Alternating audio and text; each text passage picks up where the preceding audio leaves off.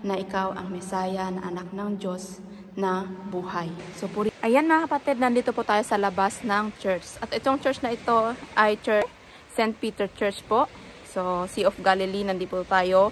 At ayun, mababasa natin yan sa Matthew 16, verse 13 at hanggang 20 or 22. At di ba, naglakbay ang Panginoon at ang mga disipulo niya. At noon, nag-rest sila at umupo sila sa bato. Umupo ang Panginoon dun sa bato. Tinanong niya ang mga disipulo niya kung sino siya sa sinasabi ng mga tao. So, nagsagot ang mga disipulo niya pero iba ang mga sagot. Si Peter lang po ang nakasagot. So, ito po,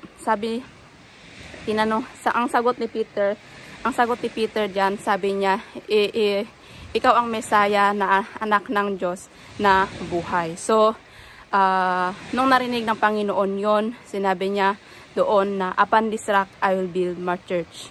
So, ito po, at nandito sa labas, at dun sa, dyan, ayan yung stone, at papasok din tayo sa loob. Punta tayo sa loob. At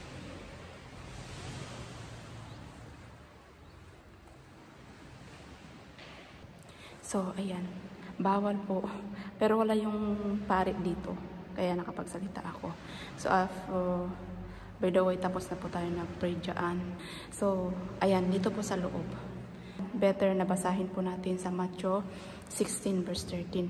Matthew 16 verse 13. Mababasa natin until down. Tinanong ng Panginoon ang mga disipulo niya kung sino siya sa pagkasabi ng mga tao. Pero si Peter lang ang nakasagot sa kanila na ikaw ang Mesaya na anak ng Diyos na buhay. So purihin ang Panginoon mga kapatid na tayo po ay nakarating dito. Maranasan natin yung impartation ng Panginoon mga kapatid.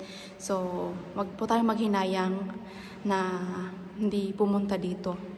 At hindi na wag tayong matakot at mangamba na mag-travel sapagkat safe naman at open ang church po dito sa Galilee, St. Peter Church. Bukas po ito. So, yan lang po mga kapatid. God bless. At yung mga kapatiran natin ay pumunta na doon. Ayan ang pan nila. Pumunta na sila doon sa sasakyan at nagpicture-picture na rin sila. So, thank you so much mga kapatid. God bless you.